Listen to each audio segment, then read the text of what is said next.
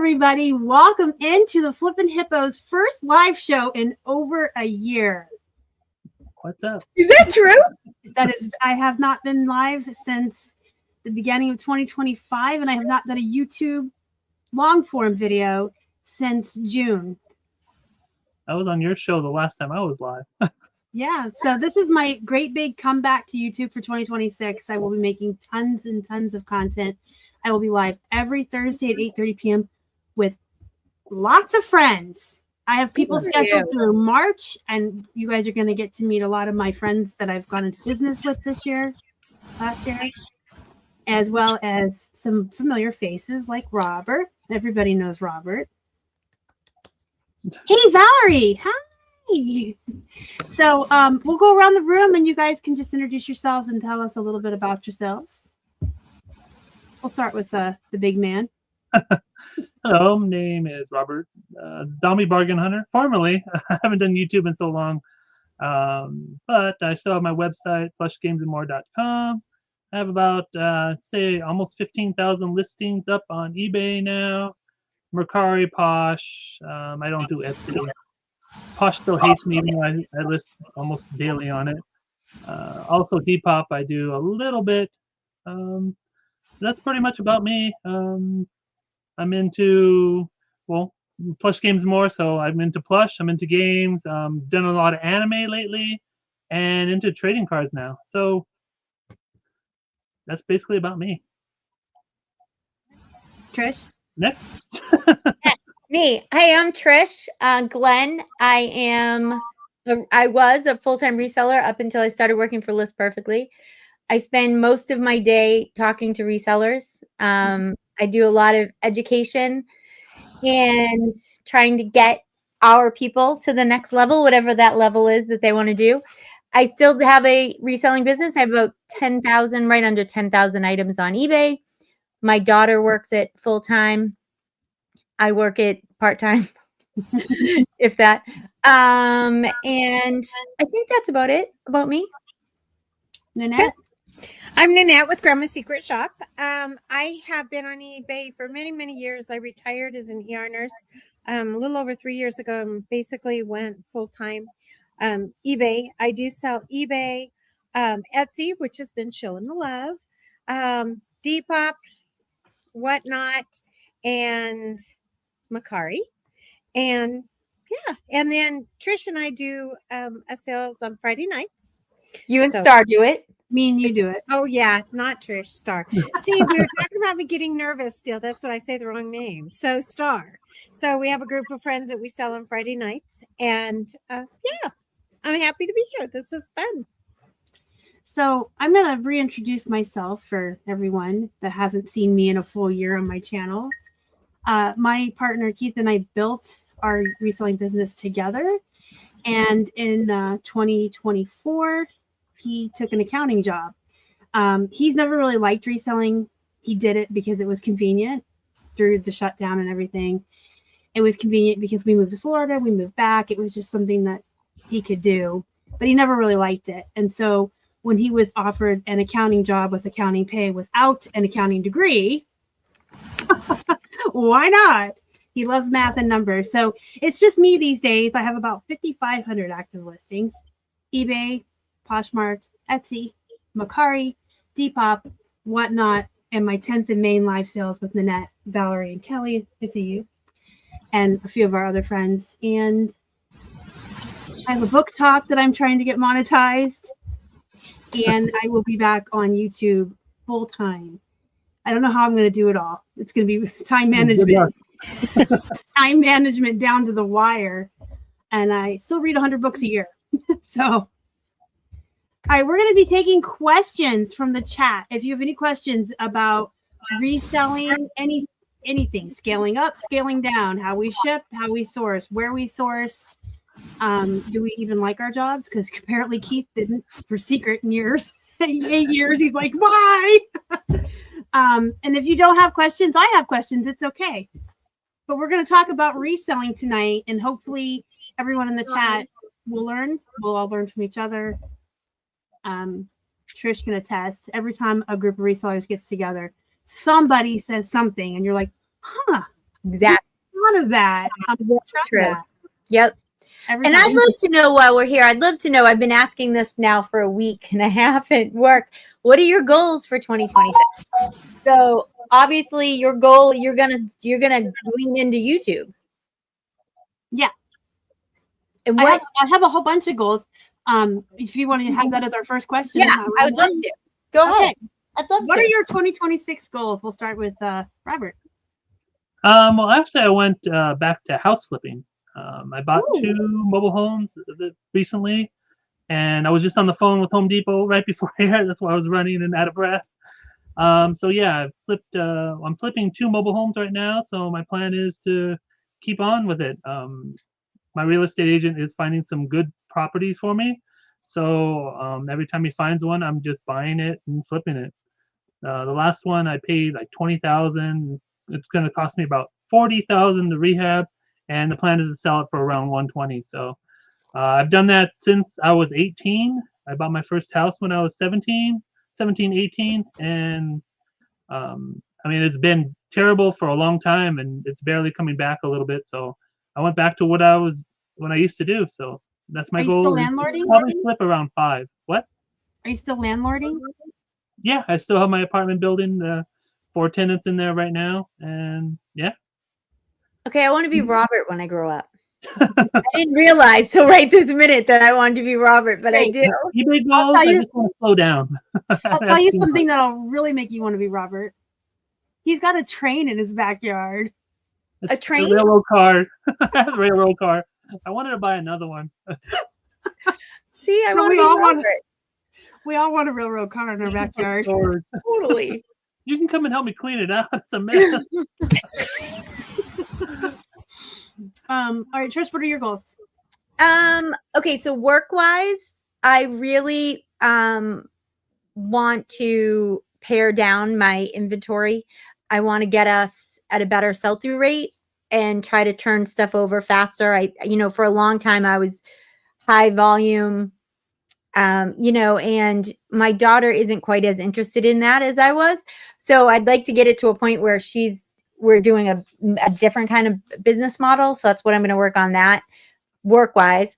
And then like LP work-wise, I really would like to get Listing Party more expanded and get it to be a more robust. It's starting to get more robust, but I would like it to even be a bigger deal and more education, helping us all get to the next level where we're trying to go. And personally, I want to finish. Robert's really inspired me. I want to finish my little house in Florida that I worked on all year. I would like to get it finished. I could have helped you, but it's too far away from me. So yeah, those are my goals. Nanette? Okay, so I can say I just in 2025 just sold my rental property and I never want to be a landlord again. Yeah, no, not for me. And this was my second go around with it. The first time was many years ago and we had rental property and I thought, oh, I can do that. No big deal. Nope, no, not for me. Let somebody else do it. My goal for this year is to have better work-life balance. Supposedly I retired and my husband is basically retired. We do have a few different businesses, but I want us to be able to, we're going to take a mystery vacation in March. What does that mean? Don't know what part of the world we're going to yet. I did this before. I called up Viking Cruise and it's like, what do you have that leaves next week anywhere in the world that's last minute awesome. that I can get at a great deal? So I will call them the last week in February, the first week in March, and we're going to go somewhere in March. I'm going to Florida for a week I'm leaving the 13th of this month. And I do make 4 trips a year to Florida, very close to Trish. And but I really want to do some other traveling with my husband. We have a motorhome and I'm just not thrilled with riding with my husband driving it anymore. So we're gonna either fly or cruise or something along those lines. And I want to do at least a trip a quarter. So yeah, that's what My eBay is very important to me, but it has kind of dominated my life, and I need to put in some clear boundaries for it. I also, with selling our other property, I had a garage, and I had a large storage unit over there that was filled with eBay stuff. That stuff is currently in like 40 crates in my backyard in the rain right now. So my goal right now is to get all of that stuff gone through, listed, before I start sourcing really again. And for all of us, except probably for Trish, most of us think sourcing is the fun part. And I'd like to make some changes in how I source, but I have to get through this stuff before. I can't live with my home, my everything cluttered. It's got to get under control. Yeah. So that's what my goal is this year.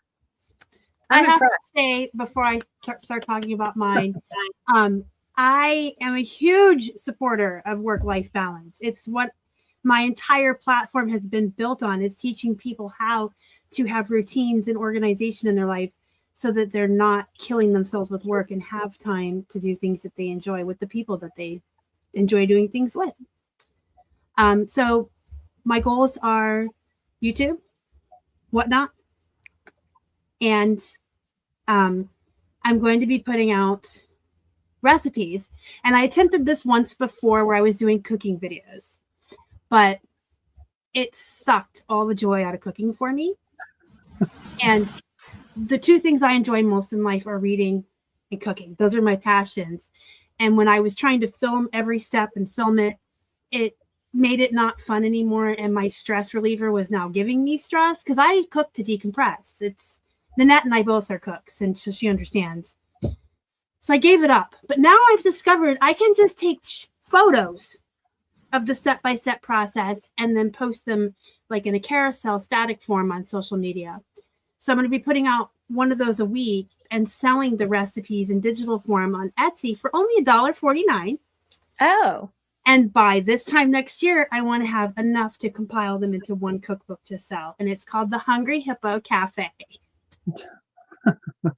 I'm very excited. I even bought a little hippo with a chef's hat to put her in the photos.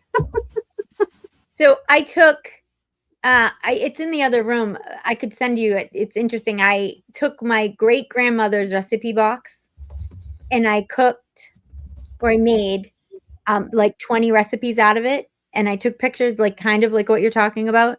And then I documented it and I made a cookbook for my family that I gave so that everybody could have our recipes. But so it has the recipes and the like step-by-step of 20 and then just the recipes in the back. But a lot of them are in her handwriting. Like, it's a really nice thing. Like, you know, but that's great. That's great, Star. I think that's awesome. Is that me that's making that terrible noise? You are echoing like a dolphin at sea. I don't hear echoing at all. I heard her say awesome twice. So we have a question from Kelly, which we're going to do. But I have a question I want you guys to ruminate in the back of your mind while we answer Kelly's question. I saw Pam do this on Facebook. She chose hustle, but she chose her word for the year. And it inspired me. And I have mine.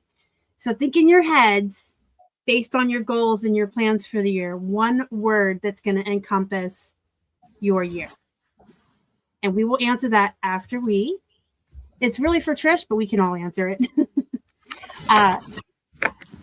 Changing your categories from clothing, and what else are you interested in?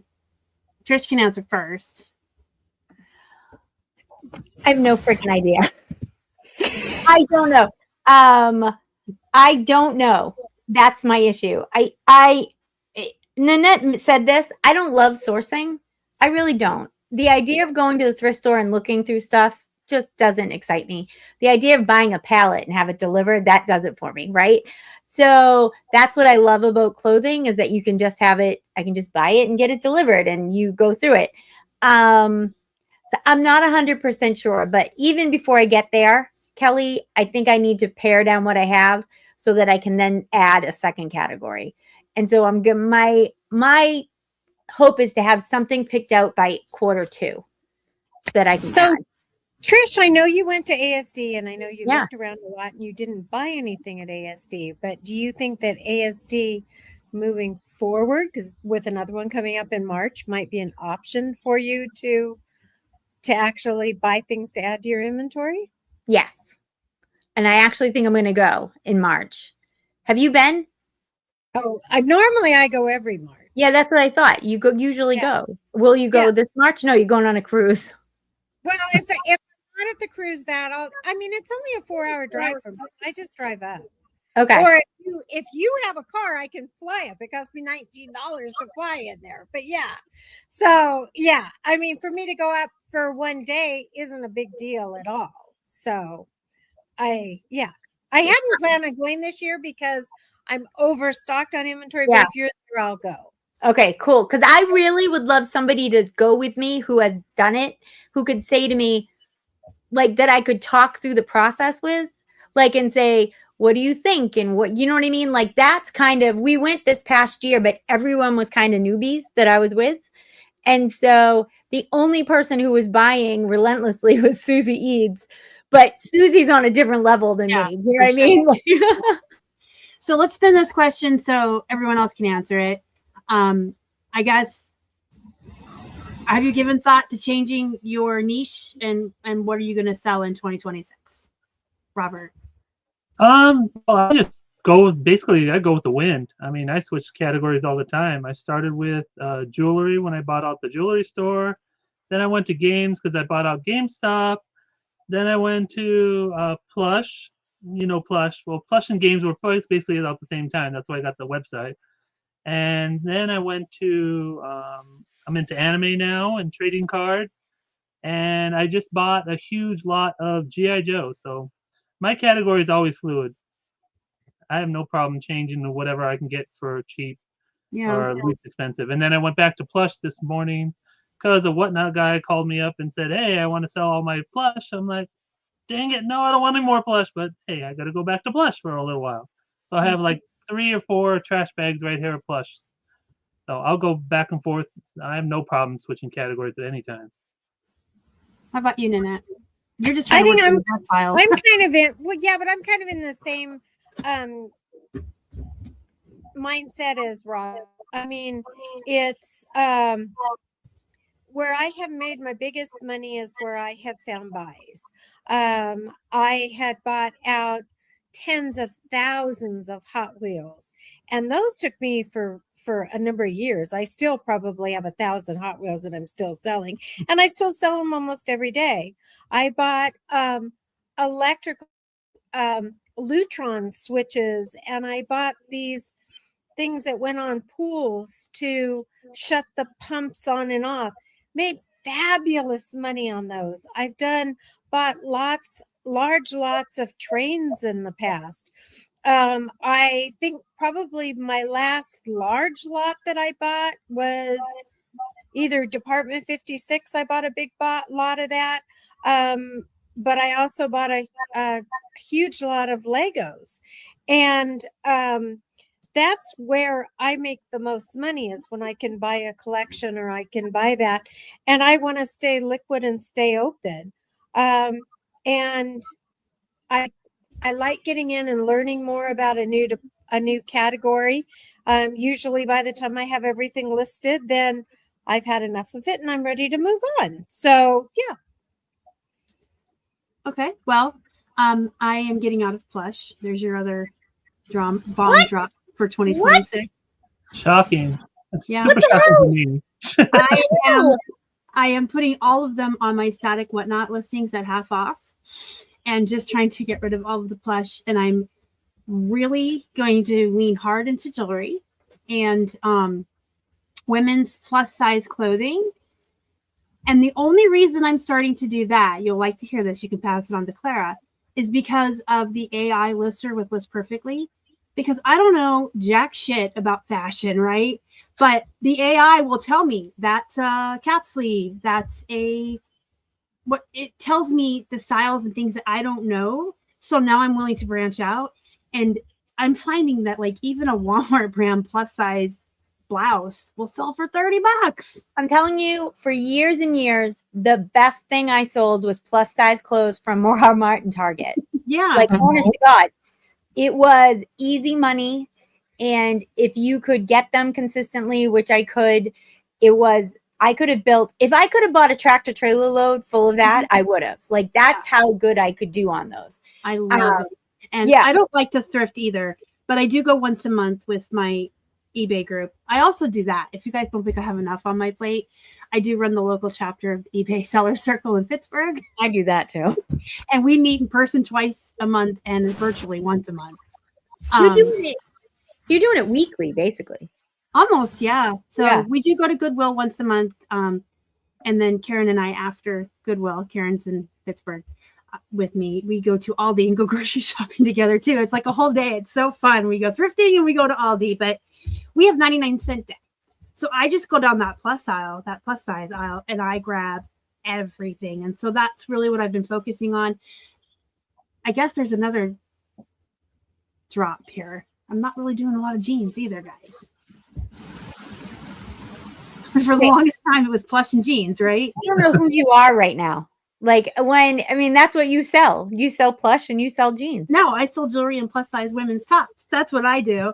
This is the 2026 star. I've also lost 25 pounds and I eat healthy now. So What I'm the a hell whole is new happening? person. So since Star was talking about the AI, I have to say, I didn't sign up for List Perfect under Star. Star and I weren't like friends at that time. I knew who she was on YouTube, but that was it. And I did sign up with another person. However, it was because of Star talking about the AI with her jewelry that I ended up going to the higher subscription. So I had the AI.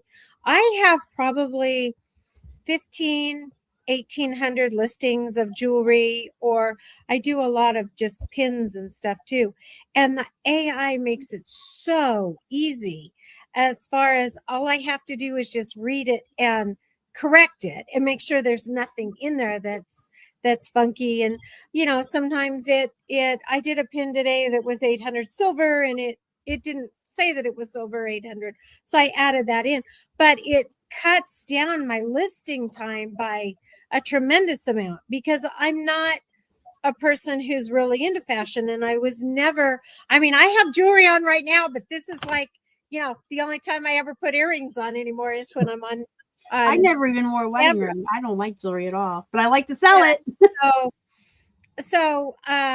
I'm one of those people that have a safe full of beautiful jewelry. My husband's bought me. I have numerous rings, and you see how many I wear. So, but yeah, the List Perfectly made it so easy to do. And I can't imagine now listing without the AI. Well, that's what I was just going to say. I can't imagine. When I started this, I was doing 50 to 75 listings a day without anything. Now that would be so easy, because that used to be drudgery, right? Like, it was drudgery. Good job, sir. But now it's amazing how much listing has changed in a year. Yeah, I think one of my past listings, I had a canned thing that went into the bio about the product, and I came up with the listing title. But I think it's much more effective now, having the bullets and having something that tells a little bit about it. Mm-hmm. And I have to say, I never, ever would have even tried jewelry if I didn't, because I don't know any, I wear graphic t-shirts and pajama pants. Okay. This is what I live in. So I have to have the AI teach me jewelry and clothes. But all right, we have a question from Karen. If you guys have questions, put them in the chat. We are all here to answer anything today about reselling. And if you're not using List Perfectly, I don't know what you're doing with your life. I like to tell people, if you're not using List Perfectly, are you really even a reseller? And you can get 30% off your first month with code flippinhippos, and you'll be helping me out, and I'll help you. Robert, You buy What? pallets? Do you buy new or used? I haven't bought pallets in so long. I'm lying. I used to buy them with the plush. I lied. Yeah, I used to buy them with the plush, but they stopped doing it. The American Thrift Shop, American Thrift, whatever it was, supply, they stopped doing plush mid last year. So pallets I don't buy. What I do is what recently I've been doing is going on Whatnot and buying out sellers on Whatnot. I do it for whatever toys, plush. I mean, anything I can get my hands on. I bought it for. They had these big old mats, and I got those for like $1 a piece. They're like gaming mats. So yeah, Whatnot's probably the best place where you can source if you can find a person that doesn't have many people there and they want to get rid of stuff. Ask them if you want to sell everything at one time, and it works for me. I've done it many, many, many times. That's a good idea. See, you learn something every time you're around other resellers. It's very true. I've bought new pallets and used pallets. So used pallets are usually bales. You know, it's not really a pallet. It's not like a Gaylord, what we would think of as a traditional pallet, meaning like a Gaylord on top of the pallet. But I have bought bales, 100-pound bales that will come like 4 or 6 on a pallet and shipped that way. And I've also bought regular like shelf pulls, Target, Walmart shelf pulls. I don't particularly love Amazon shelf pulls or, overstock clothing. I find that the Amazon stuff is harder for me to sell. I find Walmart and Target easier to sell. Costco easier to sell. The unbranded stuff I find Walmart branded stuff easier to sell than like traditional Amazon, if that makes sense. Personally. It's because women who wear Walmart clothes know exactly the brand and the right. style, and they can't get in the store after one season, so they're online looking for it. It's the same with Target too, Massimo. Agreed, completely. Yep. Nanette. I have bought overstock pallets in the past. I haven't bought quite a while. I have never bought used pallets. I've only ever bought used. I did the plush. Robert and I actually used to each buy a pallet and do a live show unboxing together. Those were the days. I bought Gaylords of plush before. Remember we got the pooping plush? I was gonna say, I remember this. I remember you guys doing the plush and pulling them out and see what was in there.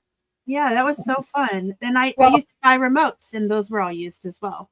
Yeah. Years ago, I used to sell a lot of inflatable pool toys and river inflatable toys. And I would buy those all on pallets, but I've bought case packs within the not too distant future, but I probably have not bought a pallet in probably 10 years or more. I mean, case packs are a good way for somebody to ease into it also, right? It's a good way to, I know not for you because you've bought pallets, but if you're somebody who's afraid to buy a pallet or a Gaylord, a case pack can be an easy way to get into this and see if it's for you. Well, and when you have as much inventory sitting around as I do, if I have a pallet that shows up, the next thing I would be doing would be consulting divorce attorney. So yeah, because my husband is not about to have a bunch of pallets showing up here when he knows that I have.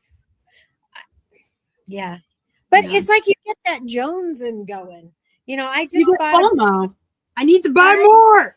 Exactly. But I don't like thrifting. I like shopping online and like buying boxes and stuff. And I bought 2 Whatnot shows out, but it was my friend Jenny, so I don't even know if that counts. I just showed up and bought everything she was running for $1. I actually offered to buy her out at $1 a piece, sight unseen, and she needed to build up on Whatnot. If you have 1,000 sales, you start getting your money. She's like, can I just do the show and you buy everything for $1 so I can build my sales? And I'm like, you're going to make less money that way, but she didn't care. But here's the thing. It's not a bad because the shipping's pretty good, right? So it's $9.21 for how many? 5 pounds. So, I mean, and depends that, what you buy, though. no, I know, but I mean, if you're buying clothes, I mean, even Yeah, if you okay, get a okay. few, yeah. We're all remembering the pooping plush show, Robert. Show? My There's God, a book still on the wall somewhere. it flung off the walls. We were crying. We got these. They're called poop cheese, and they're these little stuffed animals. When you squeeze them, these little slimy glitter things shot out their little buttholes. You're not supposed to push it so hard it comes out, though. And then I pulled one out and it flung. Flung across the room and landed on the wall. Oh, that was so funny. Okay. Put your questions in the chat, guys. And let's go around and pick a year, a word for the year. I go first. I have mine. Yeah, you go first. Mine is simplicity. Robert? Motivation. That's pretty much always my word. Don't fiddle fart around. My catchphrase. That's how I got that. If you guys ever So- hear me say don't fiddle fart around, I got that from Robert. Always motivation. You just can't just sit on your ass all day, and it's nothing's gonna be accomplished if you sit on your ass all day. Yeah, exactly. What's your word, Trish? I don't know. I want to say next level because like I have like a whole lot of things in my life that I want to just get to the next level. Well, that's acceptable. Okay, good. Because that's it. Mine's gonna be balance because I'm taking on a lot more and doing it all by myself. Well, he still does shipping with me, but before he goes to work. But I'm taking on a lot more, and I'm going to be working some evenings just because the nature of doing live shows, and so I have to like make myself take off at 3 on Mondays maybe, or an hour on Wednesday. Like I need to find that balance so that I'm not. So what can I ask what you do? Do you have a schedule? I'm sure you do. Do you have a schedule that you do right now? Like do you work 9 to 5 or whatever it is? 7:30 to 5:15. But I work 7:30 to 10:30. Then I exercise, shower, do my chores, eat lunch, and come back from 1 to 5. Man, girl, you are really honest to God, and I'm not being funny. You are so disciplined comparatively to most people. Yep. It's I do the same thing in the same order every day from 7:30 to like 10:30. And then I That's exercise what we're and my chores and lunch. And then the 1 to 5 part, each day has a different task. But I'm very disciplined. Yes. Yeah. And see, I think for myself, I am disciplined on that. I get up every morning and I basically do the same thing, and I have X amount of things that have to get done. But I also, one of my big important things to me is to be able to step in and take care of my grandkids without notice. And so that's like this. Last week I had them 1 day. This before Christmas or before New Year's, I had them 2 days. And my hat is off to anybody who can do eBay listings or can work with kids, because I get nothing done with my grandkids. Nothing. So, and I have to have enough flexibility to be able to put my sales on the back burner for that day, to be able to drive down to take, and it's an hour's drive down each way for my grandkids. And it was funny because I was talking to my sister and I'm like, can you imagine when we were little, we lived like an hour from my grandma. Can you imagine grandma have just like driven up for the day to take care of us for a few hours? It wouldn't have happened. But I think times have changed, and daycare is so fickle now. You can't, if they have a sniffle, they have a cough, you can't send them. No. Yet my daughter only gets X amount of days off. And then daycare is closed 2 weeks over Christmas, and it's closed a week here and a week there. And I don't know how people are supposed to manage daycare and kids. I think a lot of people work remotely nowadays. Yeah. And I how do. do you get anything done remotely with kids? I don't get it. iPads, TV, Yeah, don't talk to me. drugs in their milk. I don't know. Exactly. NyQuil. NyQuil. All right. I have a question. Where did it go? Oh, I like this one because of who's in the room. Is it better to sell less higher priced items or have a volume business with lower cost of goods and lower priced items? Well, you know me, I'm always high.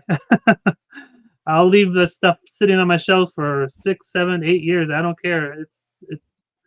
I price according to eBay, and if one sells during the time I've had it listed, it's going to stay there because I'm not going to get rid of it. I know what my items are worth. I put in the time to research them. I put in the time to list them. I put in the time to clean them. I'm not going to sell a $20 item for $10. No way. So me, it's going to go as high a price as I can get. I do sales and I do markdowns, but after that, I don't care if the item stays in my store for 20 years. That's me.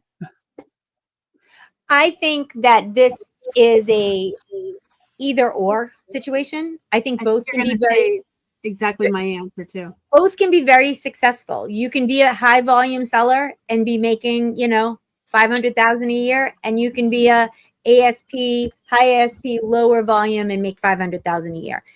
It all depends on I think you need a little introspection. I hate to source. Going to the thrift store and looking up crap to figure out if it has a high ASP or not. That does not sound fun to me. Like that, I'd much rather sit at my computer and list more, right?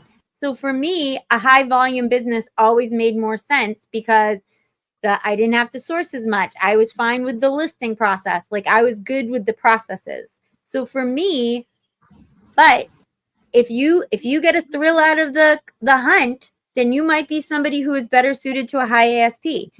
I think they both can work. You just have to figure out which one works for you. Mm-hmm. And I think I sell my items based on what I feel they're worth, not based on what I paid for them. Because, yeah. And most of the time, I don't significantly mark down. I don't run the kind of sales like Star runs. I have 10% off, and that's kind of where I'm at. I offer another 10% off sometimes when they buy or, when they're looking at it, but that's about as much as I go. If people make me an offer like today, somebody made me an offer on a Christmas ornament that I had listed for $12.97. I literally had no money in it. It probably sold brand new for $5. And they offered me $5 plus shipping. I was going to make a little bit up. It's like, yeah, I don't want to look at that sitting on my shelf for the next year. It was taking up too much room for not enough money. But yeah, I mean, I have things that I paid 50 cents for, and if somebody offers me $20 for them, I might counter back at 30, but I'm not selling them for 20 because I know they're worth 30. Mm-hmm. Exactly. So my answer is the same as Trish. It's where you want to spend your time. And, people like to tell me, a high volume Walmart seller, that I waste my time and those items aren't worth much. They're such snobs, those high price sellers. No offense if you're in the chat, but you really got to watch how you talk to the trash sellers like me. Y'all come off like, hey, Walmart's not worth my time. And it's like, it is mine because I buy everything all at once. It comes right to my front door. And then I sit here in my pajamas and watch horror movies and true crime and take pictures and list. And that's where I want to spend my time. I don't want to have to actually put clothes on and go out of the house around yucky people. And nope, not me. Nope. So it's where you want to spend your time. If you like to go outside and dig, do it. I don't, but not anymore. You can't look at it like it's not worth your time to do what is worth your time, if that makes sense. This is worth my time. This is what I want to do with my life. I want to sit in my pajamas and watch movies all day while I work. So, well, and I also think there is I think personally, it's easier to sell the Walmart shirt because I never feel like Nanette ever. I never feel like, oh, this is only, I know this is worth $30. To me, it's worth somebody's willing to pay for it. And if I have 50 cents into it and somebody offered me 20 and I have it listed for 50, I sometimes will do a quick search and see what it's selling for right then. And even if it's selling for 30, you want it for 20, God bless you. You know, Merry Christmas and keep it moving. Because to me, if I do that all day, it's worth it. So yeah, for sure. And you also have to, what's available to you. So that's the other very valid point I want to bring up. I know I was trying to be funny before about the what's that? But Totally true. I live in a blue collar factory town, Pittsburgh. And when I go to the thrift store here, I'm not going to be finding Dulce and Gabbana and St. John, and I'm going to find Wranglers. I'm going to find Walmart. I'm going to find American Eagle, and it's all $1. So if I can buy 300 pieces for $300 and each one selling for $15 to $20, that's the kind of business I had to build. Now, if I lived somewhere in Hollywood, you better believe I would have a different business model because I'd be finding different things in the thrift. Or I have friends that go to New York to thrift. So it's what's available to you, but it's how you want to spend your time and where you want to spend your time. Do you want to spend a lot of time listing or a lot of time thrifting? Right. That's it. That's what it comes down to. I think those are that's the only two options. And thrifting could also be going through online auctions. It doesn't have to be literally out your door. I mean, you could have some of the higher ASP stuff sent to you, but you also have to have the bankroll to be able to do it, right? Mm-hmm. You and I are not spending that much money to be able to, we're spending time rather than money. Yeah. And there are a lot of people who'd rather spend money than time. And both are completely optional. I mean, I have no, yeah, totally valid. Yeah. Both are, it's what you want to do with your life. And like I said, I want to just be in my pajamas in my office away from the world. So that's what I do. MT 9445. Geez, I can't see your name. Hi. Wants to know, how many days a week do you schedule yourselves off? Lately I have 0 days off because like I said in the beginning, I bought 2 properties. So right now the credit card debt and stuff that I put in on the properties, I've been just doing eBay, just hammering eBay every single day. But usually it's 2 days off. I usually go to the movies 1 week or 1 day, and then I go to the casino 1 day. But lately it's been no days off for the past like 3 months. You still go to the movies? Is that what you just said? Yeah, movies usually on like Tuesday, Thursday, and then the casino vice versa. Tuesday, Thursday, Sunday sometimes. I do not schedule a day off. My husband works for a hotel, so he works for Marriott. So if he is home on the weekend while I'm not working, I try not to work that day. But he works most weekends, so I work the weekend. I just, you know, no one's here, so what do I care, right? So I'm not good about day. I am really bad. No one should ever ask me about life balance because I ain't got none, and I know that. But I do travel a lot, and I do go to Florida a lot. But I work while I'm down there because I'm remote. But I do get to do a lot of things I want to do because I work a lot, if that makes sense. So I'm cool with the not much life balance. I have no life balance. I work every day. I mean, unless I'm taking care of my grandkids, and that is more work than anything else. But yeah, no, I work every day. So that's why I'm working on life balance. That's why my goal this year is life balance. I don't know what that is. I don't work weekends as a rule. I don't work evenings as a rule. That's where the anomaly comes in this year. As a rule, I do not work evenings. And now I will be doing Whatnot and a listing party Wednesday nights, YouTube Thursday nights, and my 10th and Main live auction sales on Friday nights. So I'm taking some afternoons off early, but I don't work weekends. And Keith and I have always had a rule. If it's a federal holiday, if there's no shipping, there's no working. So we take 3-day weekends off throughout the year. We took 5 days for Christmas and 4 days for New Year's. I take a lot of time off, but my listings are scheduled 21 days in advance. I have 100 built listings in my bank on List Perfectly and 200 listings waiting to be built at all times. So I can just do whatever I want, but it takes a lot of discipline and a lot of time. And this is what I tell my friends when I say a bank is important, but you're not going to wake up one morning and have 300 in your bank like I do. I had to do 10 extra a day for like a year and then maintain it. So I say all that to say I have work-life balance and I like to pay my bills and eat, but generally speaking, reading books is more important to me than doing extra listings. It's just I'm at a point in my life where I just don't want to work all the time. And I think that's kind of where I come in, is that reading books is your hobby and eBay is very much my hobby. I love the challenge of posting something that's going to sell. I love buying something for $1 and selling it for 100, or buying it for 50 cents and selling it, or even a quarter and selling it for 5. I mean, it is like a huge game for me.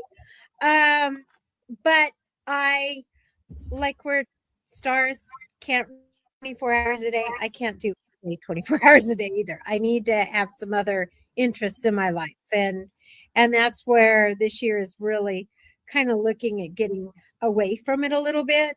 I have been, I don't know, maybe you're like this.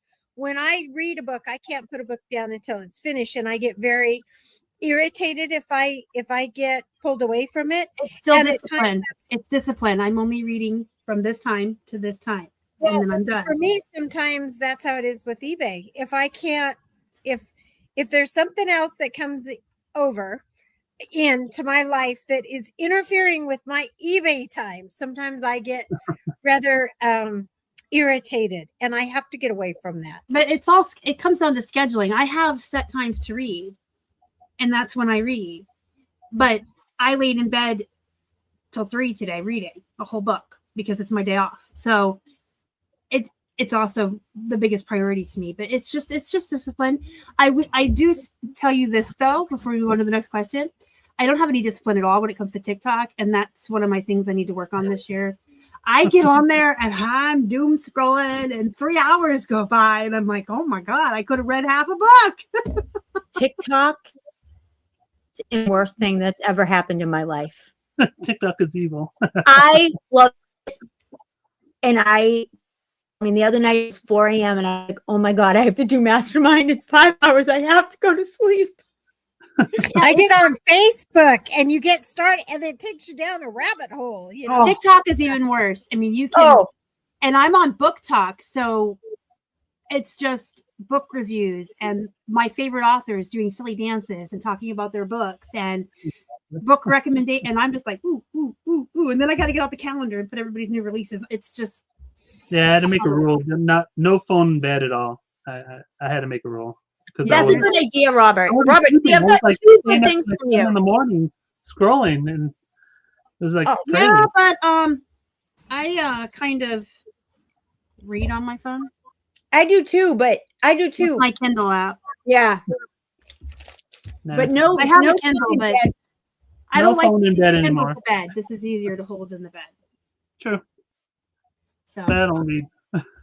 I just and the dogs and the animals and the seals and the bears and just the animals, all the animals on TikTok. I'm in love with every one of them. They're my friends. They don't know that, but they're my friends. Exactly. All right. Cat rescue, so it's all heartbreaking and stuff like that. I gotta stop looking at that stuff. Kills me. So Kelly's question is, with eBay's new promoted listing protocol in place, what will you be doing in your store for ad percentage, and will you have promoted listings turned on for everything or be selective? Me, I'm not going to change it. I'm just going to leave it at 2% for everything and just go from there. I plan to give 2% to eBay to begin with, and it's pretty much going to be forced on us to give it this now. So that's basically me. I'm just going to leave it at 2% and not going to bother with it. I I'm am at 2.1%. So yeah, and I'm 2.1. doing the same thing as Robert. Yeah.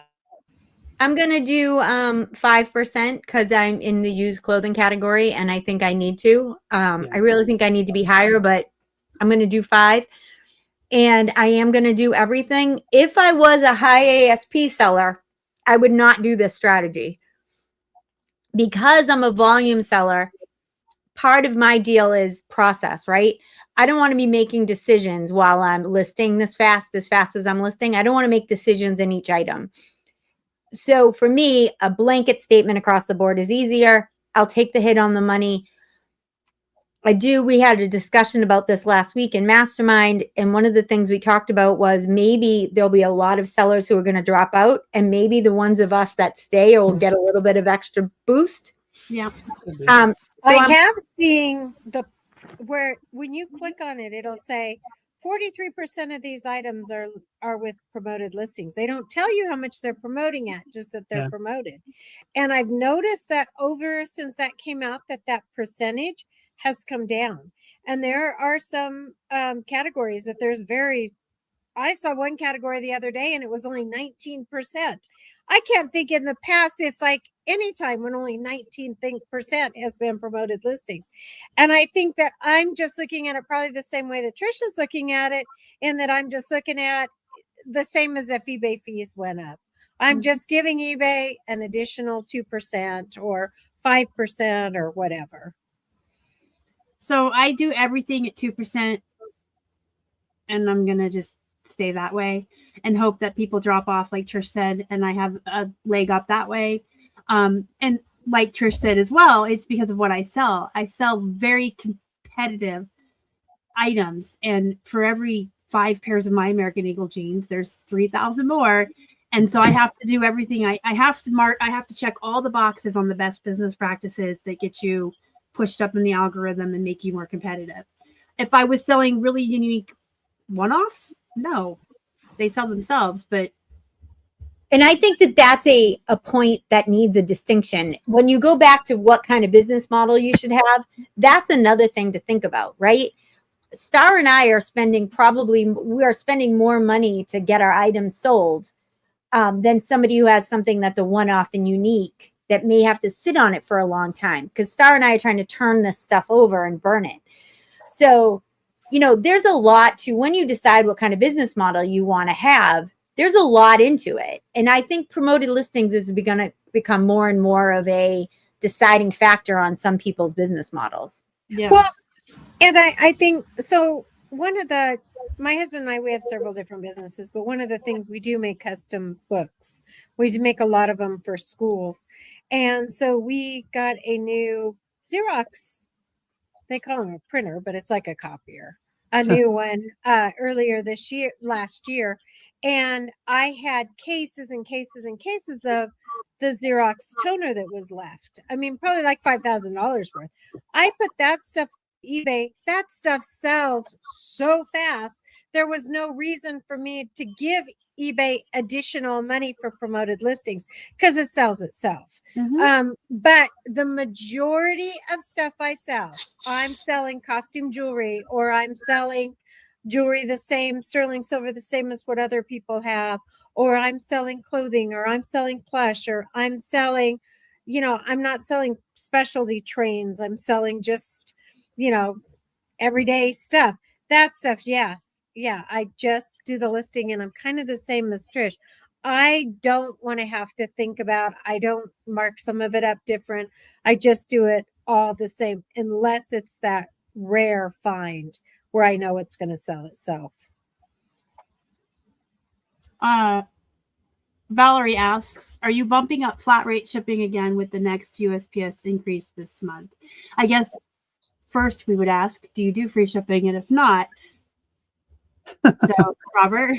Well, I do free shipping on everything. So I haven't been changing my prices. What I've been doing is just listing higher prices, higher items, like lotting more than I have in the past. I don't have many $15 items anymore like I used to in the past. I've been bumping them up to 20. So I'm lotting like 2 stuffed animals or 2 cards or 2 whatever I have to make it more profitable because of the shipping costs. I do charge for shipping when it's going out of the country, but I'm not gonna. That's through eBay. I don't even bother with that at all. So I was free shipping until this year. I went to paid shipping in 2025. And I have flat rate shipping, as in 0 to 1 pound is one price and over 1 pound is another price. I really have subsidized shipping. I make money maybe if it's going to the East Coast, but I'm losing money if it's going to California. So for me, I just kind of think of it as I want to be competitive. And so I am not somebody who tries to make money on the shipping, as in on each item. This year I've just started looking at my numbers, and I just about broke even on the shipping. I think I lost for the whole year. I think I lost $100 on shipping for the year. So for me, that's great. It's kind of like a wash. I don't feel like I need to make money on the shipping. I think in my category, it makes me more competitive that my shipping is cheaper usually. And I did have one category that had free shipping, and about 6 months ago, I took that free shipping off. I did not change the price of the item. I just added the shipping on, and I've actually sold more since I'm charging for shipping. I raised my shipping slightly when the Christmas, when it went up for Christmas. And I probably will be able to let it ride this until we have the next shipping increased in June or whenever. I am going to, we do pay UPS. I have to call them if I want them to pick up at my house. And I'm seriously going to start looking at doing more shipping through UPS. The post office has been just super easy, but on things that are over a pound, UPS is cheaper. And I'm seriously thinking about maybe putting it just where I'm doing, not specifying which shipping I'm using on my things, and then being able to ship out whichever one I want. Yeah, standard shipping. I only use the post office, and I still do standard shipping because I like the ability that I could do ground, or I could throw it in a padded flat rate if I wanted to, or whatever.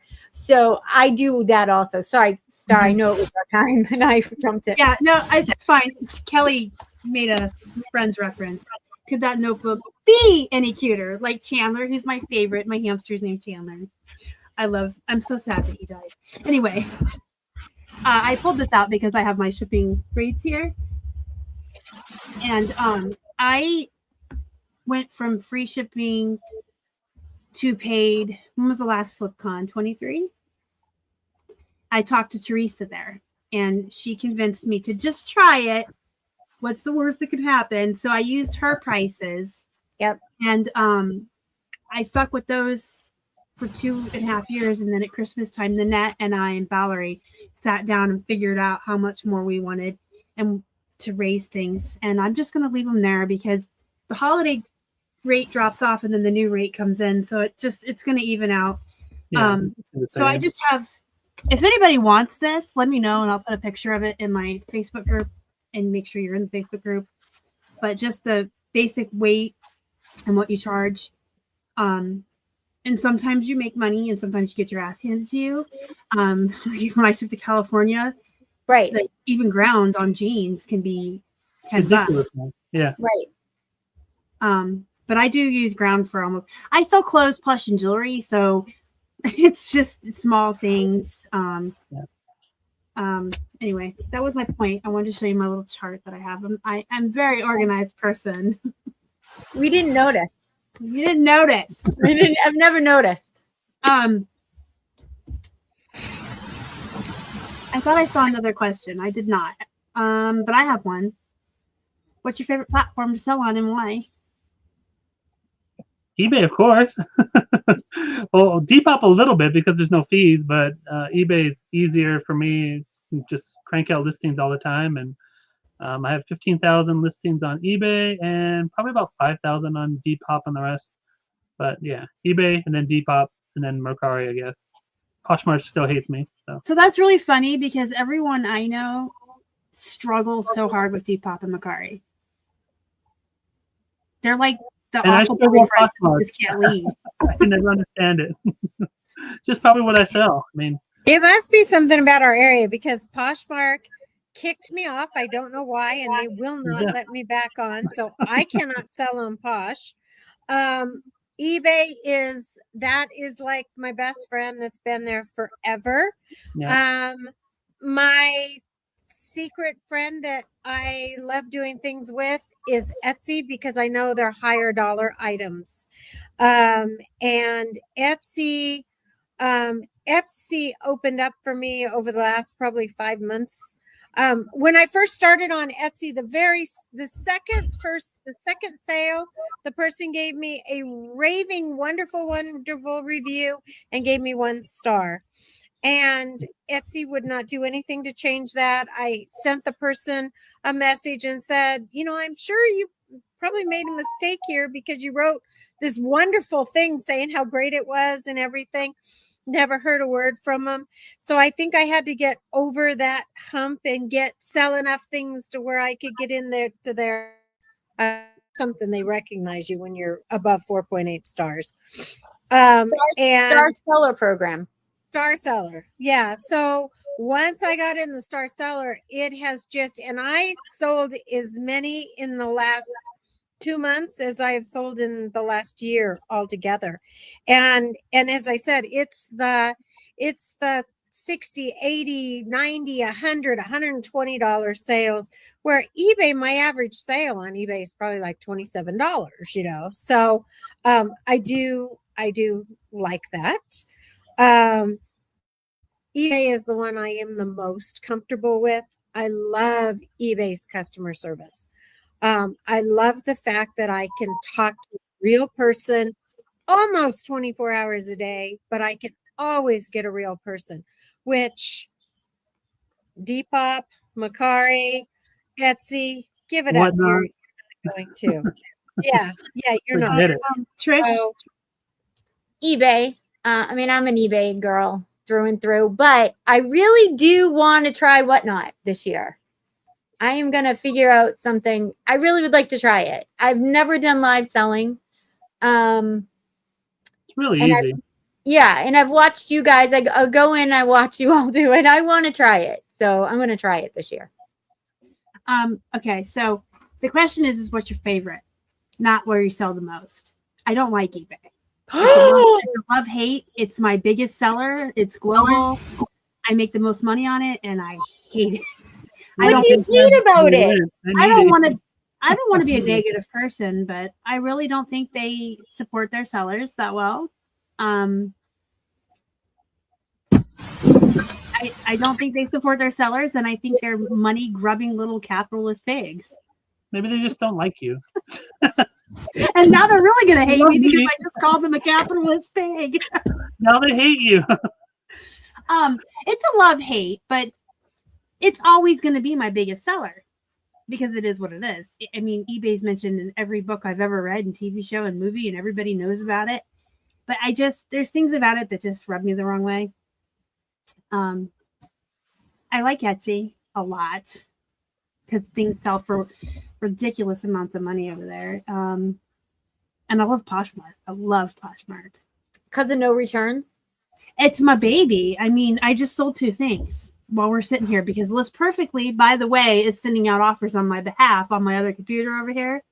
And 2 people just accepted that while we've been talking. So I think, I don't know. I love Poshmark. If anybody from eBay is listening, hi, I love you. You're my favorite.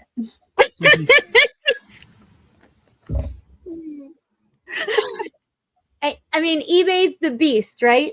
eBay's the big dog. Yeah. I do think though, listen, if you can be successful on eBay, you can be successful on any of them. eBay is the one that needs all of the attention and all of the love, and you have to do all of the things. And I think you can be really successful on Etsy. I think you can have a 6-figure business on Etsy as easy as you can if you have the right stuff. I mean, you can't sell everything there like you can sell. Right. I can't sell my stuff either. Cards. Right. Well, and there's things like I didn't think about putting my die cast over there. And then in Mastermind, of course, Bill talked about it. And I just sold a lot of 18 Hot Wheels, or they weren't even Hot Wheels. They were Matchbox, which I can't hardly give Matchbox away on eBay.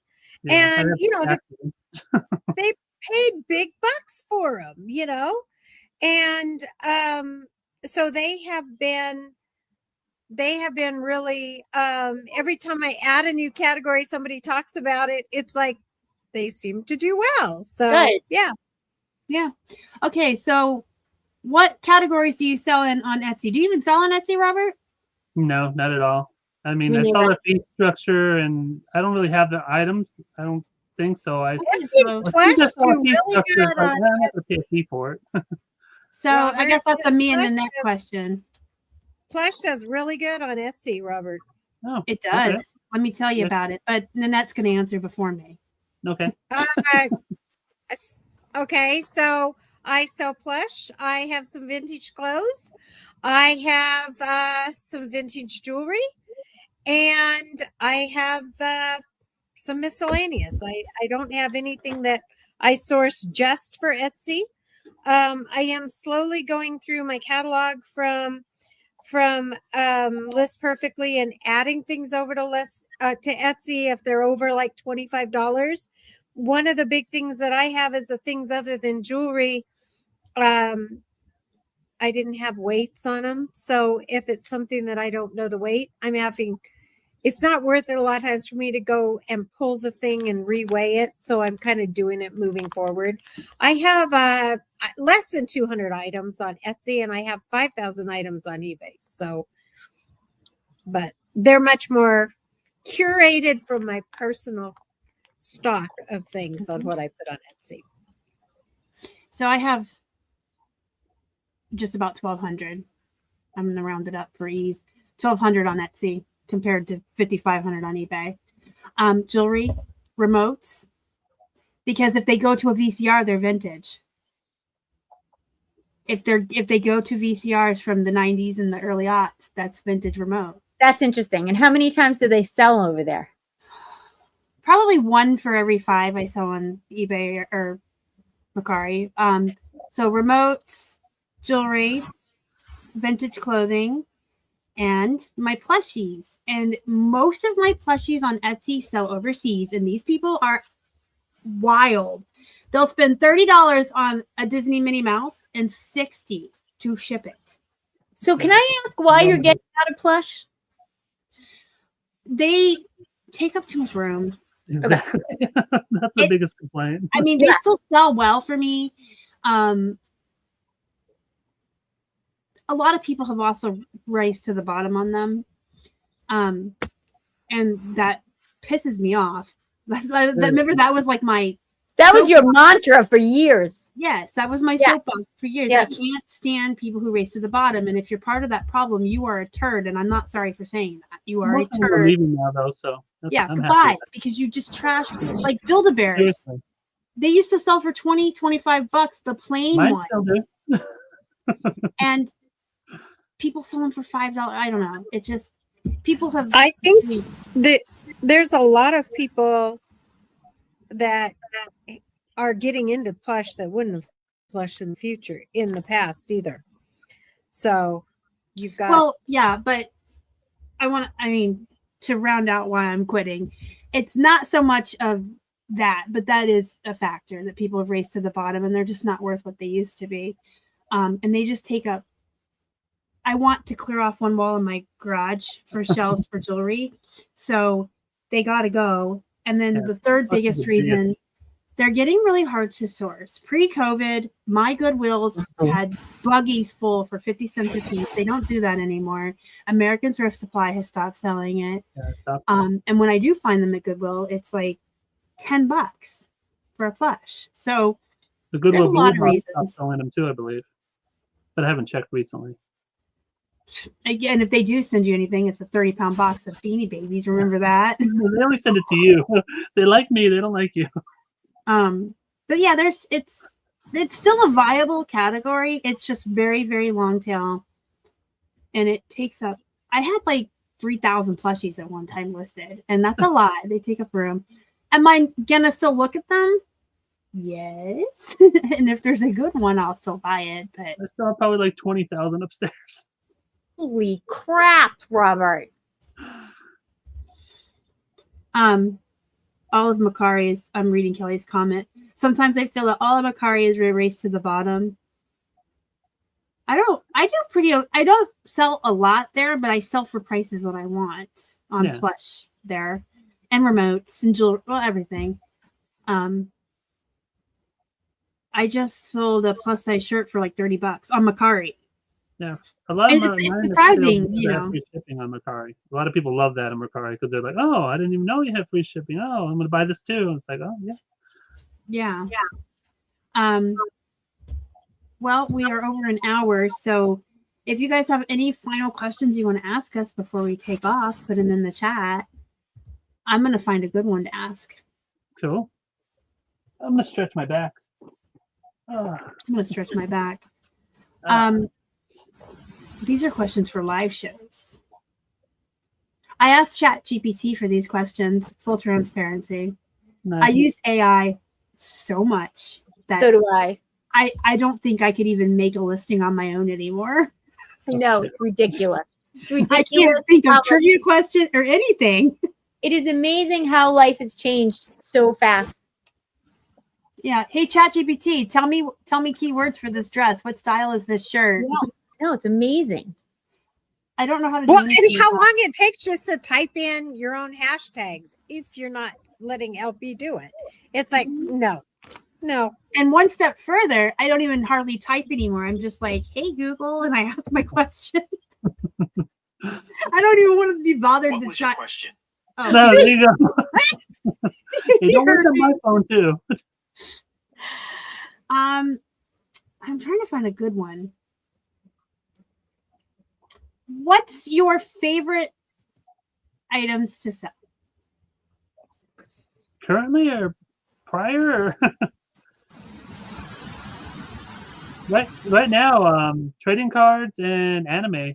I mean, these little things like this will sell for like $75, and they don't take up any space. And I just sold probably about $200-300 right before we came on, just in trading cards. So trading cards right now, really nice. And anime little cards. Let me show you some.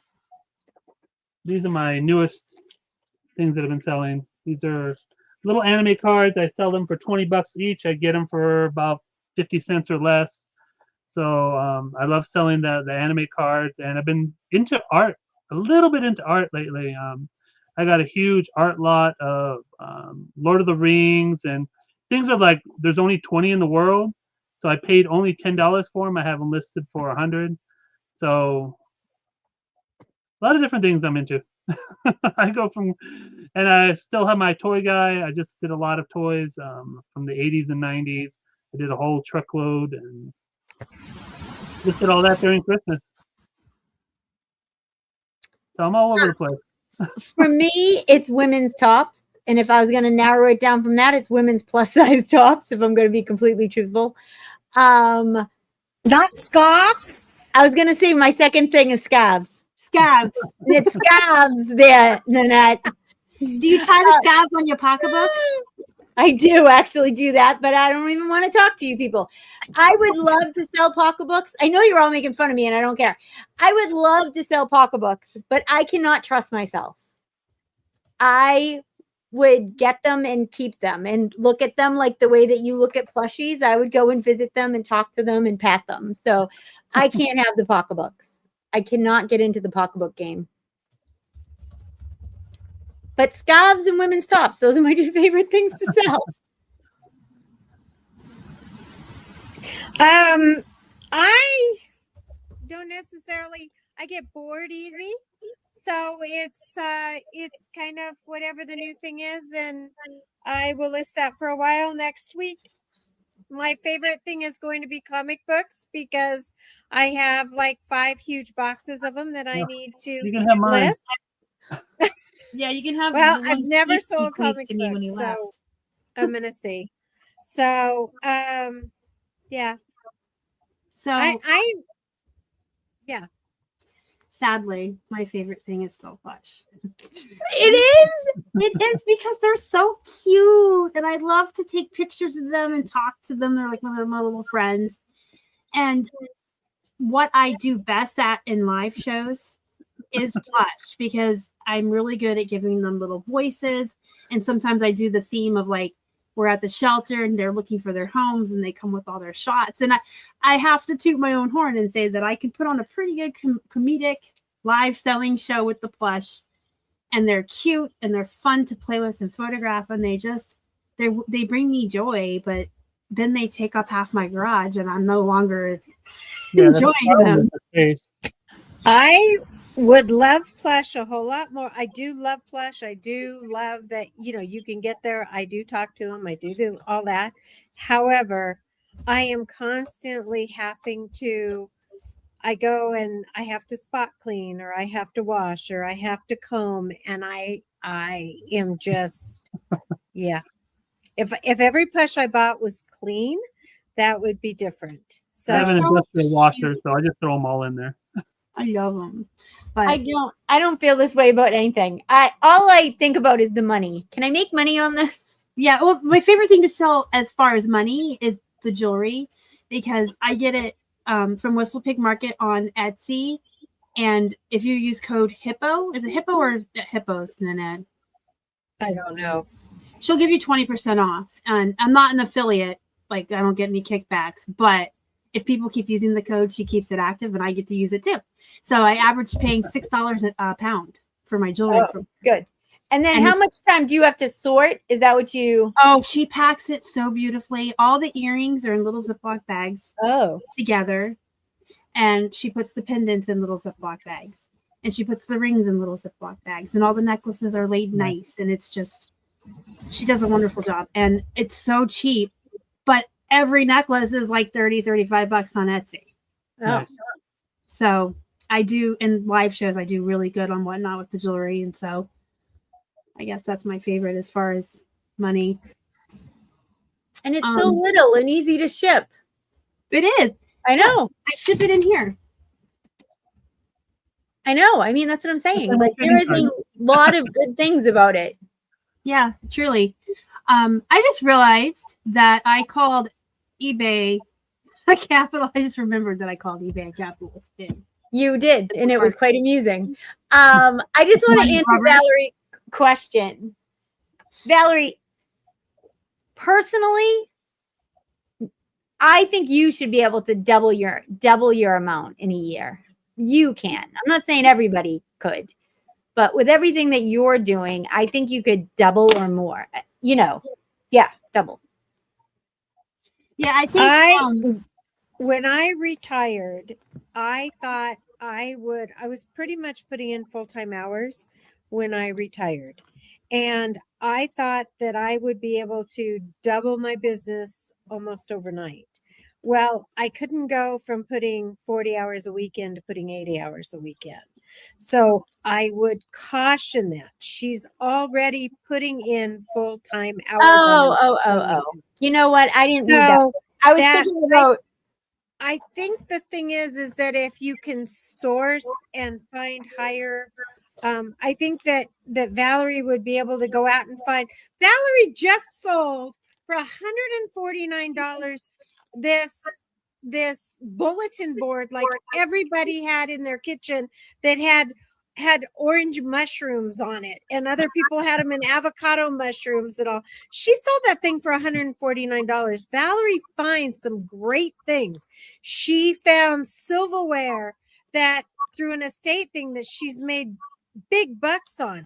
I think that would be where she would be able to, not working full time, not working her other job, she would have more time to look for the sourcing.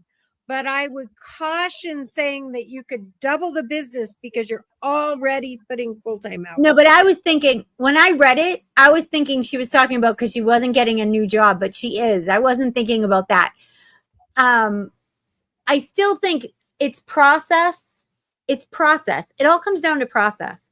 You got to be able to do so many listings, know how much, what your sell-through rate is, know what you need to list to be able to get to the money that you need to make. And I think that Valerie can do it. I really do. I think she can too. I honestly think she can. But I would caution about the work-life balance and not. Yes, I don't have that. But I think a good percentage goal for growing your business is going to differ from person to person. What's available in your area? How much money do you have to spend on inventory? How much can you reinvest? How much time do you have to spend on the business?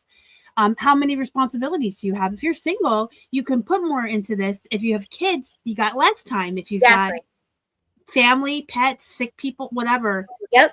It just depends on, you know. And all you ladies need to get yourselves a gamer, because I could park him in front of his PlayStation and just do what I need to do. I can read books. Exactly. I have one of those. I have one of those. But it's also being with the gamer. It's also knowing enough, and Valerie is smart. It's also being able to figure out what it is you need to do. It's also being able to figure out, like, this is what I have to sell. Are these things going to get me to my goal? If not, I need to find other things that will help me get to my goal. Do I want to be a volume seller? Do I want to have a high ASP? What is it that I'm trying to accomplish? And I think a lot of us start this and we just throw spaghetti at the wall and we see that's what sticks. And after a while, actually digging into your numbers and figuring out what you can do, that I think is a smarter way to spend your time than just throwing the shit up against the wall and hoping for the best. And I also think having, you know, a 6-month buffer of your in the bank makes a big difference too. Dave Ramsey. Yeah, totally. Yeah. I got to give him a plug here. Definitely wouldn't say quit your job unless you have 6 months minimum in there to pay the bills, because, you know, the other thing is self-employed. You don't have disability and things like that too. You don't have unemployment. You don't have those things if you get hurt or whatever. I didn't have that option. I got hurt and I was disabled and I couldn't work anymore. And my job, I had to take them to court for hospital bills. I was like in a corner and it was sink or swim. So I had to throw all the spaghetti at the wall. Right. No, but here's the thing. You also had a partner, right? And so, and at the time he had a job and I was in the exact same position as you, Star. I didn't have the disability part, but I was in a failing business, but my husband had a job. And so I was able to take bigger risks than somebody who was single and didn't have somebody who had health insurance or didn't have somebody who was bringing in another income. So a lot of this all depends on where you are and figuring out how to use those to your advantage or your disadvantage. Yeah. And everybody's, and I love to say this all the time on my channel, but everybody's life and situation is different. Right. So what works for any of us here tonight may not work for somebody else, because everyone's family is different, everyone's health is different, everyone's responsibilities are different, everyone's cities, what's available to you is different. So learn from each other, but take it with a grain of salt that you probably can't have exactly what any of us have built because we're all different. But don't fiddle far around, right? Right.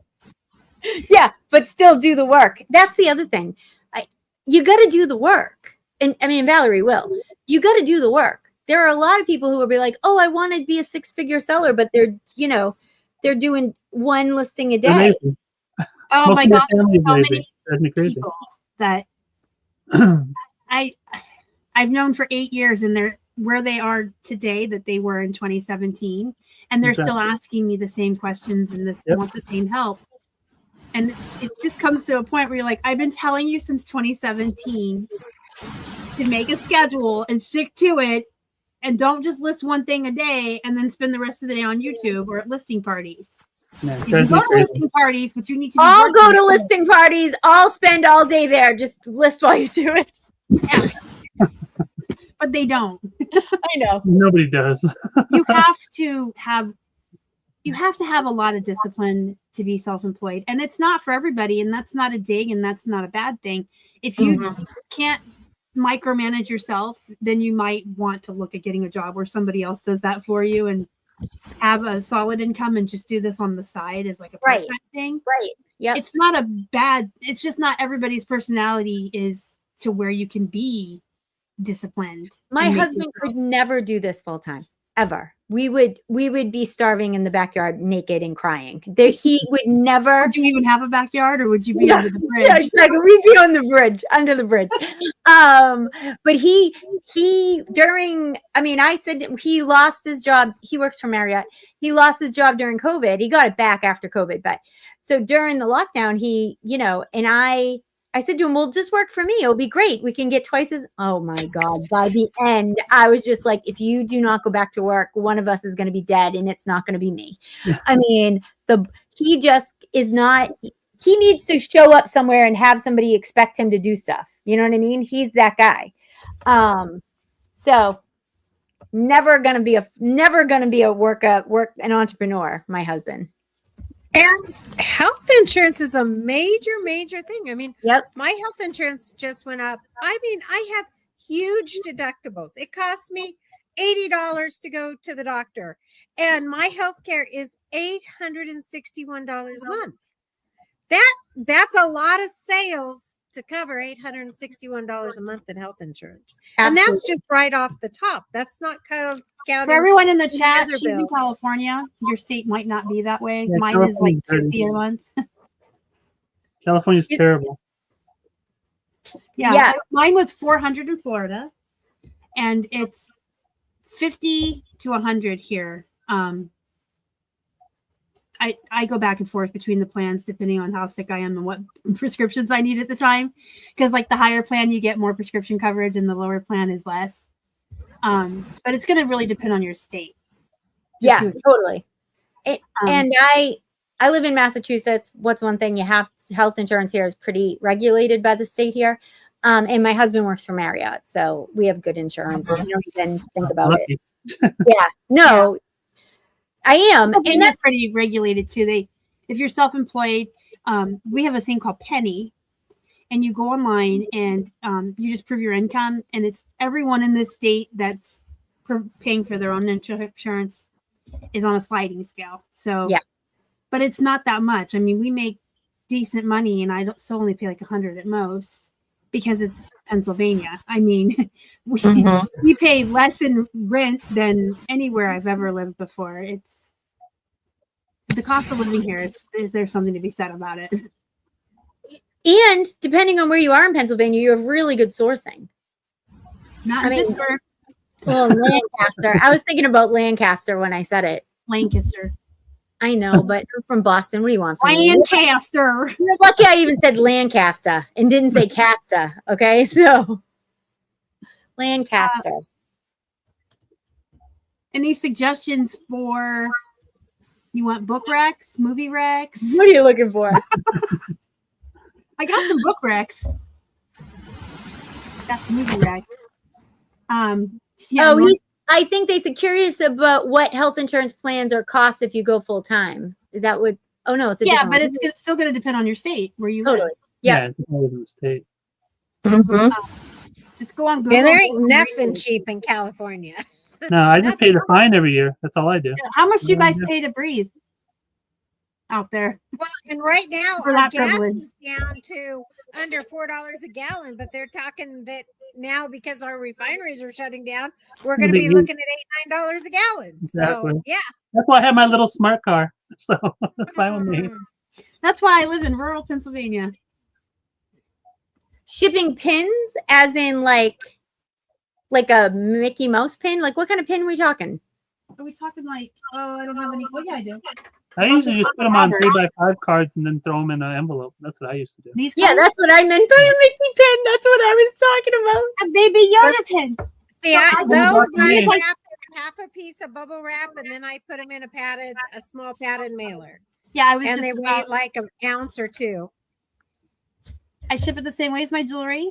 I'm very frugal, and I cut my bubble wrap Yeah, into those are- small squares, and then in these, and these are on Amazon, and they're very cheap. They're 8x6 padded. And how much does it cost you? I don't know. No, I was just wondering. These are like I No, don't no, even not the envelopes. I meant the shipping. It depends Oh. on where it's going to. Anywhere from 1 ounce is anywhere from like $4.40 Yeah, to about $4. $5.35, depending on what part of the country. I you're can tell you shipping what to. I charge for 1 to 4 ounces. Okay, that's what I'd like to know. $5.59. And There does you go. That's what anyone I charge? okay? And does anyone balk at $5.95 for a Disney pin? No, $5.59. no. And I do give, if they buy additional, I do combined shipping. Star and I have kind of different ideas on combined shipping, but I do I don't bother combined with it. shipping. That's why I went to free shipping. I hate the combined shipping. I do it on I my hate it comic so books and lightweight items. I sell a lot of Lego pieces, and I mean sometimes they're paying that they might pay $4.99 for a Lego and $5.59 for shipping. They Exactly. It is what it is. And No, if they they're say thrilled to get it. anything, Yeah. you can just very nicely and professionally say, I apologize. I don't have any control over what the you know, Right. write your congressman. I don't control the cost of Exactly. shipping. It's very true. Right, your congressman. Write your congressman. I don't control the post office. And honestly, I think that it's helping now. I used to see the stuff coming from China that was like 10 cents with free shipping because we were subsidizing that. stopped. I don't see that now. Yeah. I think that has helped. A lot Mm-hmm. of people aren't doing Amazon Prime now. So they're paying for shipping through Amazon because they've realized Amazon Prime is like, what, $159 a year? That's a lot of have shipping to add up Packages to. every day at my door. Okay, some people it's worth it, not everybody. Exactly. Because I don't leave the house. So But I if order from you're Walmart over and I order from $25, Prime. then if you're over $25, it's free shipping. So where is your Prime I got really like helping? 200 squishmallows from they have a lot Amazon. of good movies. Yeah, I use Prime. I use the Prime on streaming also. I don't know. I don't know if I could live without Prime. Me neither. I have Prime. I'm not saying. I'm just saying a lot of people now don't have Chandler Prime. would be very upset. He would be So- getting less corn and Less corn.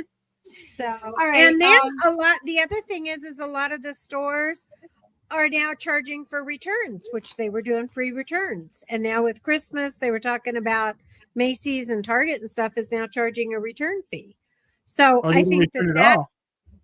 what? Or they don't return it all.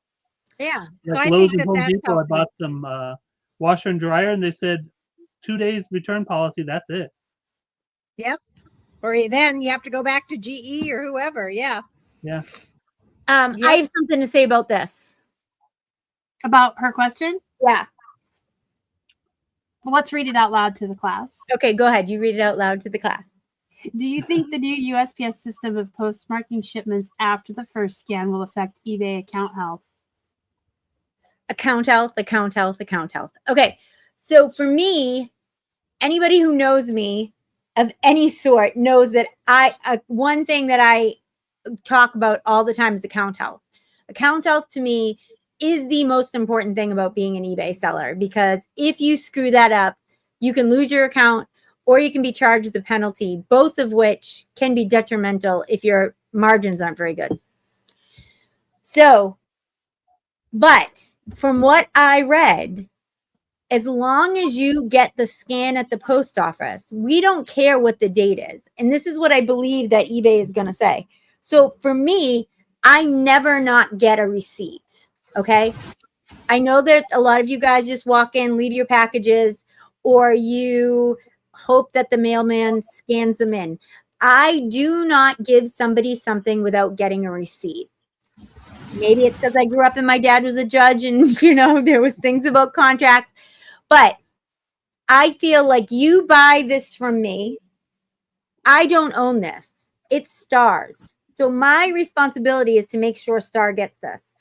And me dropping this off at the post office without a receipt so that I can't prove I dropped it off is unacceptable in my world. I'm just never going to do that. So for me, I always get a receipt. So this is not going to affect me because I'll be able to prove that I dropped it off. So even if the scan at the post office says the scan showed up the day after, I'll be able to get it fixed because I'll have a receipt to prove that I dropped it off when I dropped it off. So my question is, they're going to start saying it shipped after the first scan. Isn't that the first scan when you have it dropped off? That's the first scan. That's the thing though. But so for me, it won't affect me at all because I always get the first scan. What happens is bigger post offices now are saying we're not scanning them in. So if you go and you just put them in the bucket, they're not scanning them in. They're going to send them to the sorting center, and the sorting center will be the first scan. The only way to make sure that you get your first scan is to get a receipt. Okay. Well, I do pick up, and I do trust. But I have a relationship with Hunter. Yep. And I just tipped him $40 for Christmas because he's outstanding. I love him. He parks at the end of my driveway. He carries the IKEA bags down, puts them, has the van door open, and he scans one by one in his van, and then he walks my IKEA bags back up. He's the nicest guy. So I guess it won't affect me either. No, it won't because he's scanning them. So, but there are a lot of people who either drop off or get picked up and do not get a scan. And when it gets right, and then when it gets to the post office, they're hoping that they're going to scan it there. But sometimes it will just get on to the next center. And now what the post office is saying is that if you just drop off or if you just put it in one of those buckets, they're not going to scan it till it gets to the next sorting center. Mine always depends on who picks up. Some will scan them all and others won't. But I have 2-day handling, so mine I really rarely have a problem because I have same-day shipping. I have an extra day. I do same-day shipping, exactly. And if you are somebody who runs into this issue, if you're somebody who this starts to be a problem, I would absolutely extend your handling time. I would go to 1 day at the least, 2-day probably, to give it enough time to get caught up. I think if that makes sense. My UPS man told me that they changed.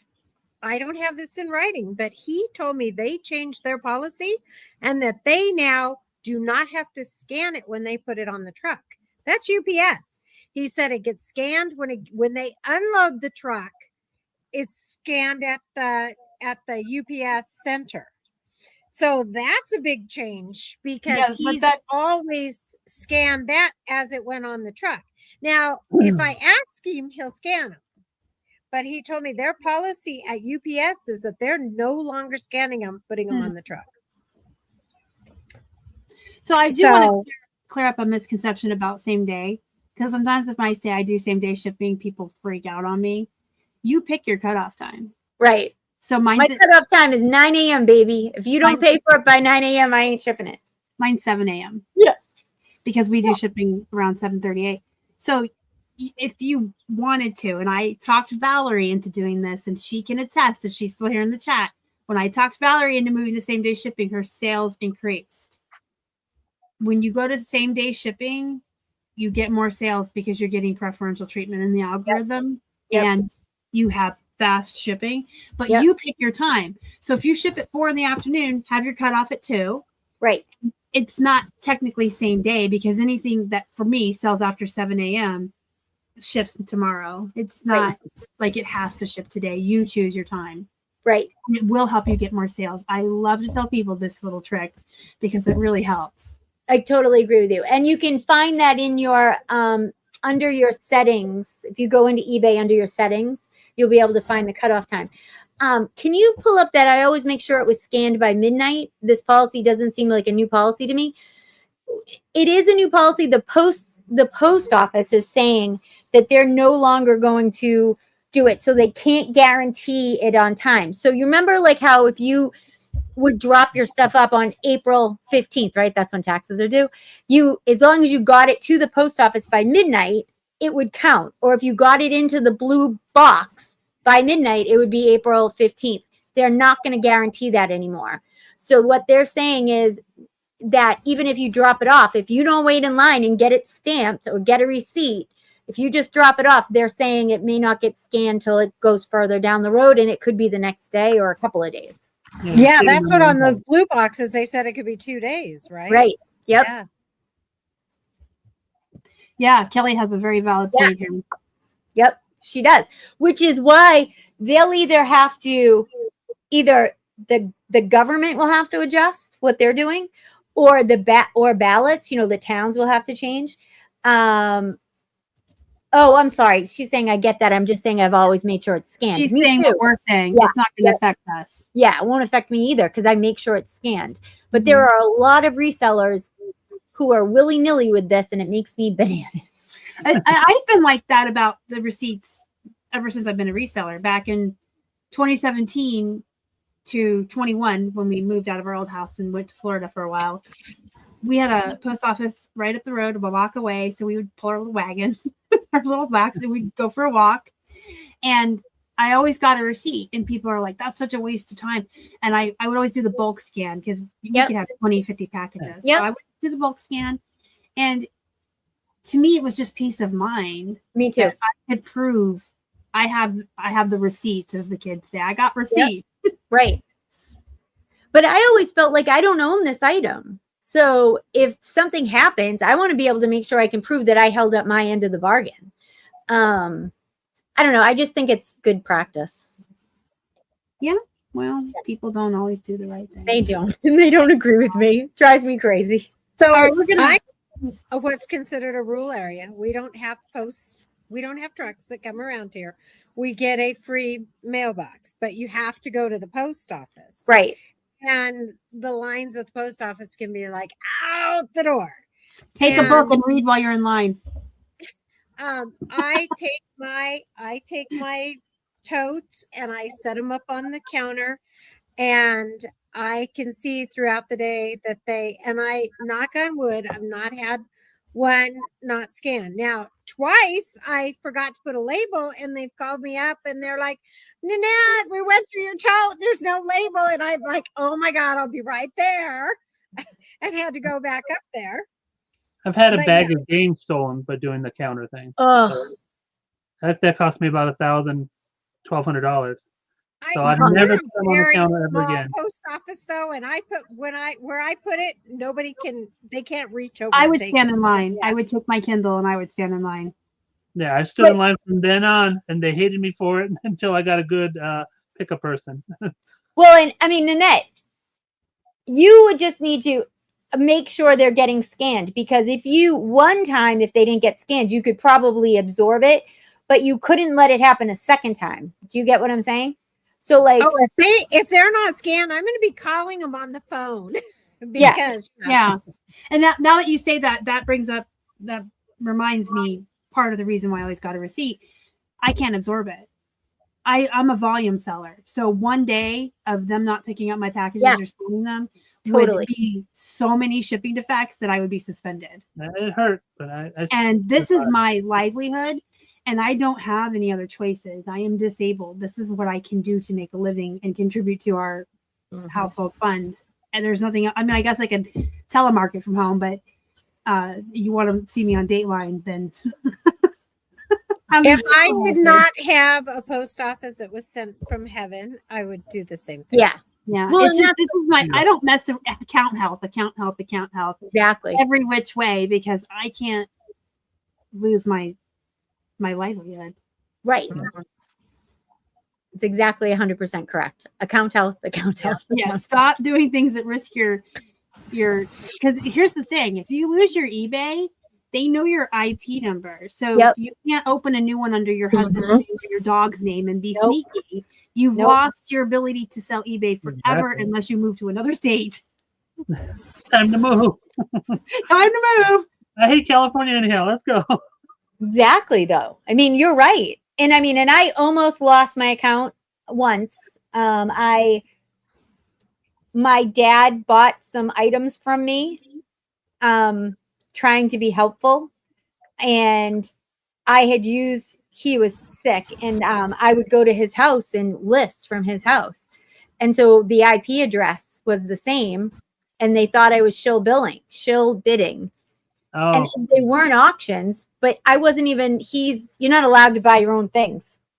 And, and so I had to, and it was a good thing I knew somebody, to be quite honest with you, because they're like, nope, you're out. And I was like, wait, I can explain this. And I did eventually found somebody. Brian Burke helped me, actually. Yeah, I love Brian. I miss him. He was a great guy and he helped me. But if I didn't know anybody, I might not have been able to fix that situation, which is another reason you should all belong to a seller circle. Yeah, this is why you should know people. Because Exactly. if I can't fix it for you, I'll tell Trish. And if she can't fix it for you, she'll tell Teresa. And if Teresa will tell Clara. Yeah. Exactly. We'll find somebody who can fix it. Right. No, but you're right. You should all belong to a seller circle, whether virtual or in person. Mm-hmm. It's a good rule to have. Yeah. I give all of my delivery and post office people snacks every day.